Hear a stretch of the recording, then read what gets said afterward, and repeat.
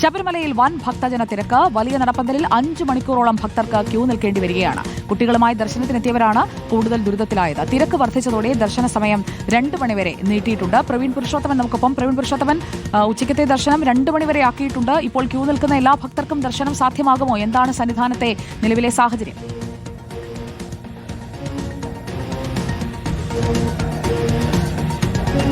ഇപ്പോൾ ശബരിമലയിൽ തിരക്ക് നിയന്ത്രണാതീതമാകുന്നു. അങ്ങനെയാണ് നമുക്കിപ്പോൾ കാണാൻ സാധിക്കുന്നത്. ഞാനിപ്പോൾ നിൽക്കുന്നത് തിരുമുറ്റത്താണ്. ഇവിടെ നിന്ന് താഴേക്ക് നോക്കുമ്പോൾ നമുക്ക് ആ തിരക്ക് കാണാൻ സാധിക്കുന്നുണ്ട്. പക്ഷേ പോലീസിനെ കൊണ്ടത് നിയന്ത്രിക്കാൻ കഴിയുന്നില്ല.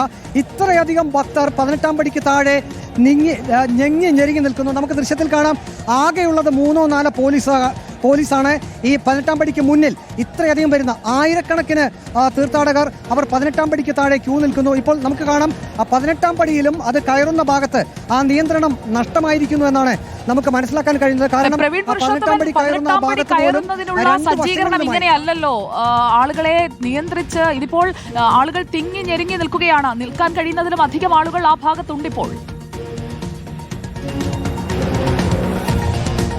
അതേ സുജി, അങ്ങനെ തന്നെയാണ്. കാരണം ഈ വലിയ നടപ്പന്തലിൽ നിന്നും നമുക്ക് ആ ദൃശ്യത്തിൽ കാണാം, വലിയ നടപ്പന്തലിൽ നിന്നും കയറുന്ന ഭാഗം അവിടെ തന്നെ ഇപ്പോൾ ആയിരക്കണക്കിന് ഭക്തരാണ് അവിടെ കാത്തു നിൽക്കുന്നത്. അതിന് മുൻവശത്ത് നമുക്ക് പോലീസ് സ്വാമിമാരെയും കാണാം. പക്ഷേ നമുക്ക് എണ്ണി പറയുകയാണെങ്കിൽ 1, 2, 3, 4, 5, 6, 7, 8, 9 കേവലം 9 പോലീസുകാർ മാത്രമാണ് ഒറ്റ ലെയറിൽ ആ ഭാഗത്ത് നിൽക്കുന്നത്.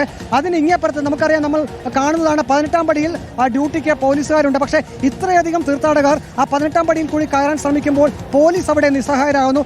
സാധാരണ ഈ കെട്ട് നിറച്ച് വരുന്നവർ 18-ാം പടി ചവിട്ടി തിരുമുറ്റത്തേക്ക് വരുന്ന പതിവാണുള്ളത്. പക്ഷേ ഇപ്പോൾ നമുക്ക് മനസ്സിലാക്കാൻ സാധിക്കുന്നത് ഈ തിരുമുറ്റത്തേക്കുള്ള മറ്റ് 2 പ്രവേശന കവാടങ്ങളുണ്ട്.